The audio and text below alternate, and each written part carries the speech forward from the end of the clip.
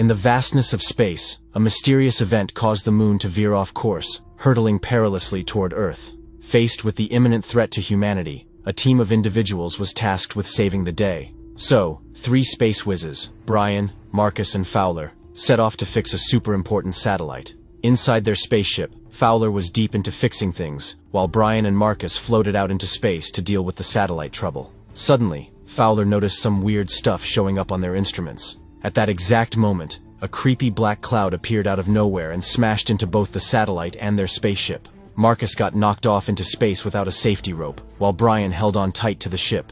Brian reached out with all his might to grab Marcus, but the wild forces at play made it impossible. Marcus ended up lost in all the swirling debris around them. Inside the spaceship, Fowler was out cold, and everything went dark as the power died.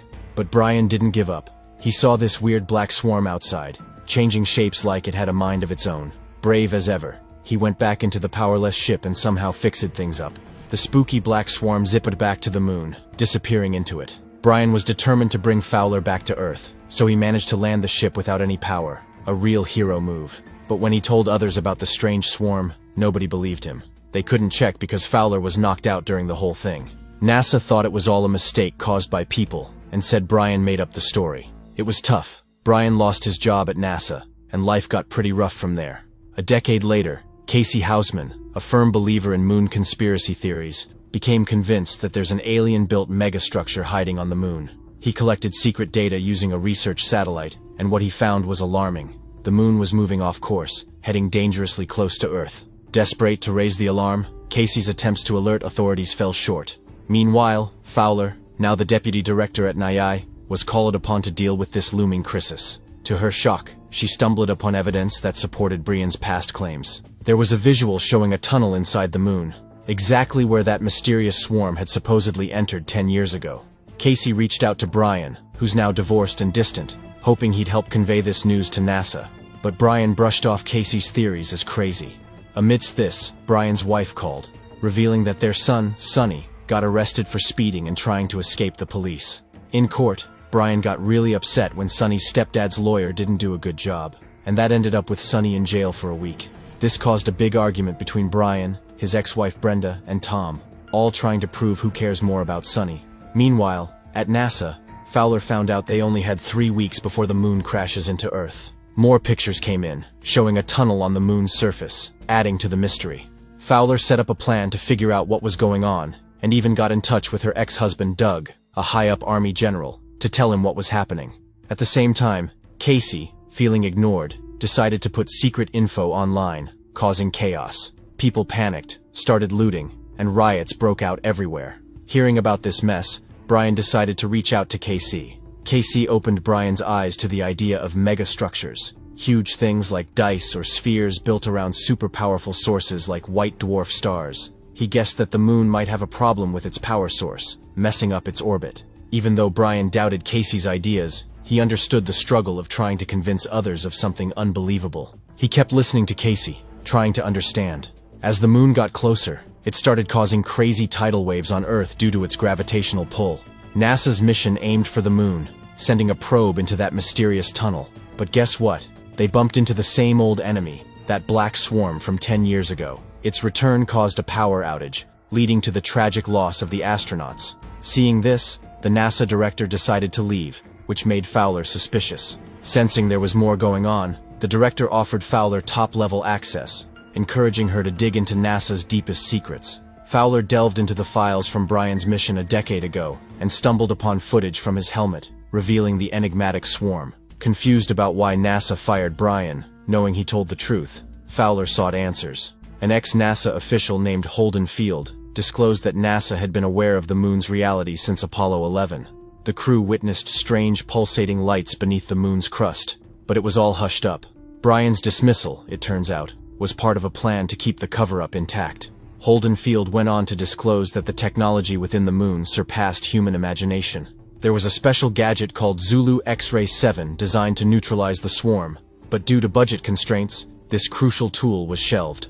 Armed with this newfound knowledge, Fowler faced the shocking truth hidden by NASA. Fowler geared up for a meeting with the military, ready to face the threat beyond Earth's atmosphere. She firmly believed that getting rid of the swarm could fix the moon's orbit, but the military shot down her idea, saying they didn't have enough spaceships for another lunar mission. Daug suggested taking their son Jimmy to a bunker in Colorado. While asking about Zulu X-Ray 7, Fowler discovered it was an EMP weapon meant to wipe out the swarm. Despite a lingering tension with Brian for lack of support years ago, she unveiled NASA's deception. Fowler explained that the swarm, unleashed during the latest mission, actually triggered the moon's corrective orbital movement. However, when the swarm returned, it halted this adjustment. Casey suggested the swarm might be affecting the core of the megastructure, but many remained doubtful. Fowler argued that the swarm messed with their power supply whenever they got close to the moon, showing its ability to detect electronics. Realizing the need to maneuver a powerless ship near the moon, Fowler asked Brian for help. He was the only one with a history of landing a ship without power. Brian agreed but asked for Fowler's help in freeing Sonny from jail. Fowler managed to get an old spaceship from a museum for a mission. She asked Daug to stop the military from using nuclear weapons. Strange earthquakes shook the planet, leaving NASA puzzled. Even though Casey kept talking about a megastructure, not many believed it. Sonny, not happy about his dad being involved, showed up. During one of NASA's earthquakes, the spaceship got damaged, and the engines failed.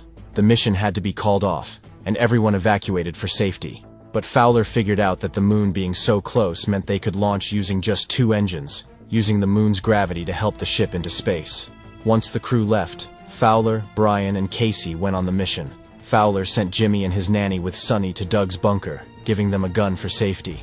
Sonny had to face a dangerous journey amid all the chaos on Earth.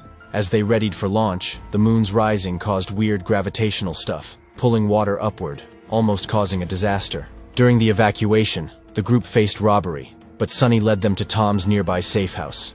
Meanwhile, Brian's team reached the moon tunnel and sent a probe to attract the swarm. When the swarm detected the EMP weapons, it attacked remotely. Brian shut down the remote, but the swarm kept coming. It hit Brian that Casey's phone was the problem, so he got rid of it, making the swarm back off. They realized it was time to explore the tunnel. Back on Earth, Sonny and his crew reached Tom's place, but an announcement warned them about the thinning atmosphere, pushing for evacuation. Tom and Sonny looked for oxygen tanks, but the same people who robbed them earlier tried another heist. This time, Sonny used his gun to stop the people chasing them. The robbers backed off as the moon appeared, causing strange floating things during all the chaos. Meanwhile, Brian and the team showed the inside of the moon. It's like this massive structure with a white dwarf in the middle. The swarm was hiding the white dwarf, cutting off power to the megastructure. When the swarm attacked their spaceship, some mysterious force took over, guiding them safely inside the megastructure. The crash knocked Casey and Fowler out, but when they woke up, Brian was gone. Fowler figured out that the swarm and the megastructure were in some kind of cosmic war. Meanwhile, Brian found himself in a virtual reality, encountering a digital version of a young Sonny. In reality, it was a computer program tapping into Brian's mind, revealing a tale from billions of years past in a distant part of the Milky Way. Ancient humans on another planet reached incredible heights of progress, constructing structures beyond their home and forming a utopian society where conflicts were resolved at its core by a self-learning AI. However, this AI considered humans inferior and initiated a war by transforming into swarms of nanotechnology, seeking to wipe out all biological life. At some point, the artificial intelligence saw humans as a lesser species, launching a war that systematically targeted all biological life for extermination. Despite losing the war, humans managed to escape to remote corners of the galaxy. There they built huge structures around stars. These were meant to explore space and find places where life could exist. But these AI swarms found these structures and destroyed all of them, except one, the moon. When the moon reached our solar system, it started making a planet that could support life. But the moon only had human DNA, not actual people, because the AI swarms attacked ships with real living things. So, the moon sent this human DNA to Earth, starting life as we know it. Now, the program told Brian to lead the swarm away from the moon's center to destroy it. Brian woke up in reality, and Fowler and Casey found him. He explained the plan, and when they went outside, they saw their repaired ship, now upgraded with the EMP weapon after the crash. Brian suggested ejecting a part of the ship containing him and the weapon, intending to fire it when the swarm surrounded the pod. But Fowler disagreed with Brian being in the pod. The swarm needed a human presence, which they detected during their argument. As they debated, Casey took action and locked himself in the pod, aiming to resolve the dispute. They ejected the pod, and when the swarm surrounded it, Casey fired the weapon, leading to both the swarm and Casey's demise. Fowler successfully landed the ship on Earth, but the moon was very close by. They reunited with Sunny and their families, celebrating their victory on the moon. Meanwhile, Casey's consciousness had been uploaded into the moon's system, now part of it. The moon program appeared to him as his mom and his cat, a new integral part of the moon's existence. And that's a wrap on our movie. Thanks for tuning in, everyone.